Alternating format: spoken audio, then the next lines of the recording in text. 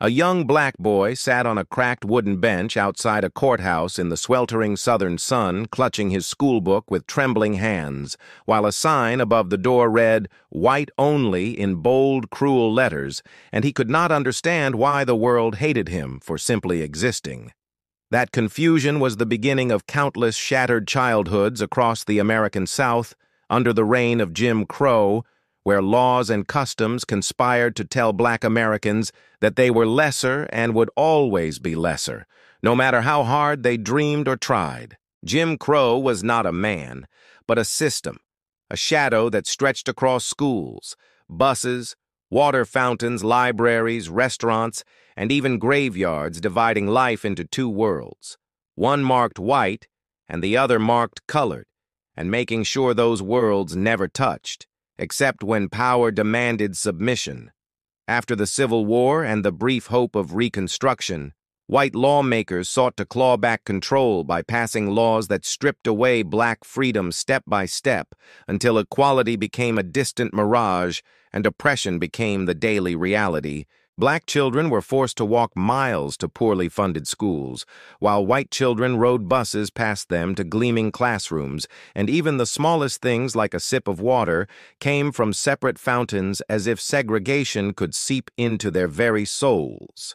Everywhere they turned, signs screamed reminders of their supposed place, forbidding them from sitting beside white strangers in trains or buses, from reading the same books, or even entering the same front doors of buildings. It was not just separation, it was humiliation carefully crafted to crush the human spirit before it could rise. Whispering that dreams were dangerous and belonging was impossible, and behind the rules lurked constant fear, because breaking them could bring swift and brutal punishment, even for the smallest act like looking a white man in the eye or refusing to step off a sidewalk. Parents raised their children to survive rather than to soar, teaching them to say yes, sir, to keep their eyes low, to smile when their hearts burned, all so they might live another day under a system that saw them as less than human.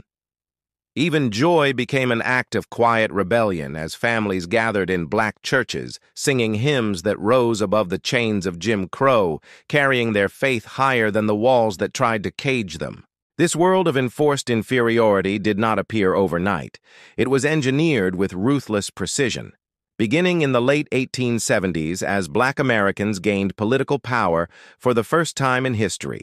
During Reconstruction, black men voted, held office, and helped rebuild a broken South, but that progress terrified those who saw equality as a threat to their own supremacy. So white lawmakers rewrote the rules, inventing poll taxes, literacy tests, and grandfather clauses, all designed to appear fair while stripping nearly every black man of his right to vote. By the dawn of the 20th century, black voices had been silenced from the ballot box, and with them went the fragile hope that democracy would protect them from tyranny disguised as law. Violence filled the gap where justice should have been as white supremacist groups like the Ku Klux Klan roamed at night, burning homes, beating fathers, and lynching sons, while sheriffs looked away or even joined in. The Supreme Court itself blessed this cruelty in 1896, when the Plessy v. Ferguson ruling declared that separate but equal was constitutional, handing Jim Crow the keys to power with the full weight of the nation behind him. But separate was never equal, and everyone knew it as black schools crumbled, black hospitals lacked supplies, and black neighborhoods were denied clean water, paved roads, or basic safety. The goal was not to create parallel worlds, but to crush one beneath the other, to grind black potential into dust before it could grow into competition or equality. Daily life became a maze of unspoken rules, where a wrong glance could spark a beating, and the wrong words could end in a noose, while newspapers rarely even printed the names of the dead. Yet even in this darkness, black communities carved out places of pride, opening barbershops and grocery stores and newspapers where they could speak freely for a moment without fear. They built their own schools, even with tattered books and overcrowded classrooms, because they knew education was the key to a future that Jim Crow wanted them to believe they could never reach. And still the question haunted every black child who stared at those hateful signs. Why does my country call itself the land of the free while chaining me in invisible bonds? Those bonds were not just legal. They were psychological, drilling the lie of inferiority into minds from birth until even some who wore dark skin began to doubt their own worth. But within the same hearts where doubt tried to root itself, something stronger grew a quiet fire that whispered, "I am more than what they say." And someday they will see it. That fire would smolder for decades, hidden in sermons and songs and letters and classroom chalk lines, waiting for the moment when it would blaze into a movement too powerful to be ignored. Before we continue, if this story is opening your eyes and heart, please pause to like this video and subscribe to our channel. Your support helps us bring forgotten truths back to light and keep these voices alive. Generations carried that fire while navigating the cruel contradictions of a nation that celebrated liberty in speeches while enforcing oppression in every law and every glance. They learned to walk the line between survival and defiance, between safety and dignity. And though Jim Crow wanted them invisible, they refused to vanish. And so beneath the crushing weight of injustice, Black America endured, waiting for the day it would rise and demand the freedom that had been promised but never delivered. Black America stepped into the 20th century still chained by the silent cruelty of Jim Crow, where every road to opportunity had a locked gate, and every lock was guarded by fear and law working together.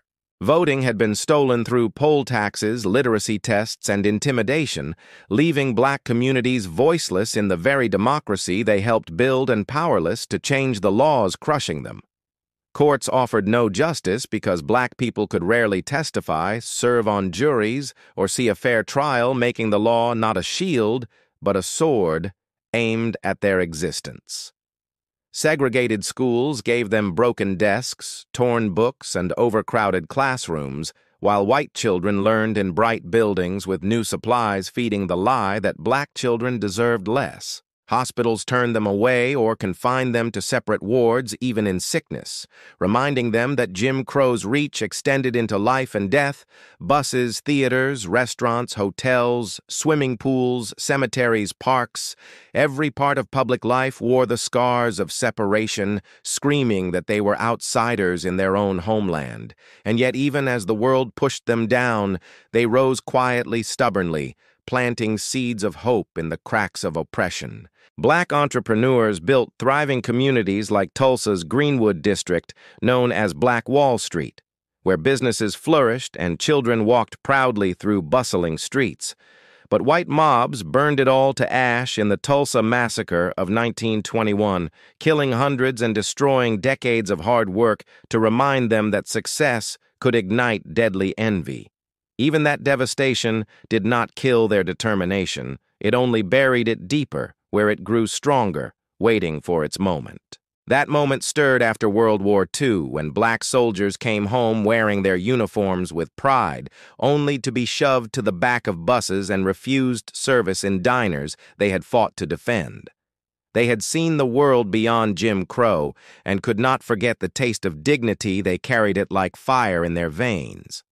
Civil rights lawyers began challenging segregation in the courts, winning small victories that built toward the landmark Brown v. Board of Education decision in 1954, which struck down segregated schools as unconstitutional. It was just one crack, but when the wall cracked, the pressure behind it surged like a flood. Students staged sit-ins at whites-only lunch counters, enduring arrests and beatings while refusing to rise from their stools, because standing up meant giving in. Montgomery's Black community launched a year-long bus boycott after Rosa Parks refused to give up her seat, proving that unity could shake even the strongest systems of oppression. Television carried images of peaceful protesters attacked by police dogs, fire hoses, and clubs into living rooms across America, forcing white viewers to confront the brutality that upheld their comfort. Those images turned silence into outrage and outrage into action. Young leaders like Martin Luther King Jr. lifted their voices in sermons and marches, while older activists organized voter drives, boycotts, and court cases, all moving together like a rising tide.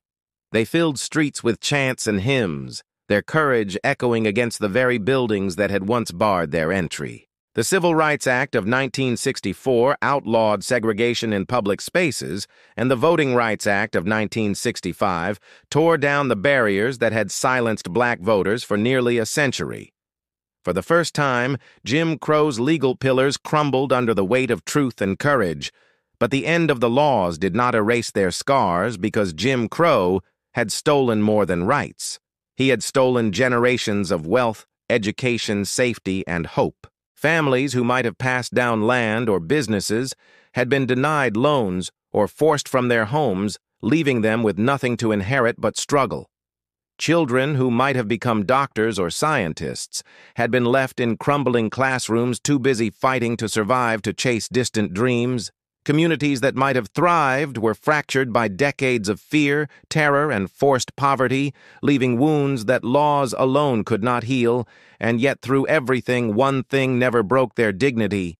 It lived in the voices of those who marched, knowing they might never return home, and in the mothers who pressed voter registration cards into their children's hands like sacred relics. It lived in the laughter of the first black children to walk into newly integrated schools, heads high while crowds jeered and spat at them. It lived in every ballot cast by hands that once feared even approaching a polling place. That dignity became the foundation of a new era as black Americans claimed space in universities, businesses, politics, and culture places that Jim Crow had sworn would never belong to them. Still, his ghost lingers in the gaps he carved deep into society, visible in the wealth gap, the school funding gap, the housing gap, the policing gap.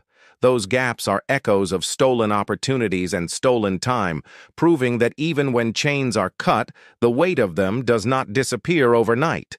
But every step forward is an act of defiance against that ghost, and a reminder that his lies did not win. Because the story of Jim Crow is not just about cruelty, it is about resistance, the kind of resistance that survives in whispers for generations until it can finally roar. It is about a people who sang in church basements, marched through tear gas, and faced down dogs and fire to demand what should have been theirs all along. It is about proving that even when a nation tells you you are nothing, your spirit can answer you are everything. And that answer still echoes today in classrooms where black children raise their hands boldly in boardrooms, where black leaders make decisions, and in voting booths where their voices ring out. If you like our video, please like, share, and subscribe to our channel. Your support helps keep these powerful stories alive and honors the strength of those who refuse to be erased because they were never invisible. They were the beating heart of a nation that tried to pretend it did not see them. They endured the chains, the signs, the silence, and still rose, carrying their ancestors' dreams on their shoulders. And because they rose, millions more can now stand where they were once forbidden to walk, proving that even the darkest chapters cannot dim the human spirit forever.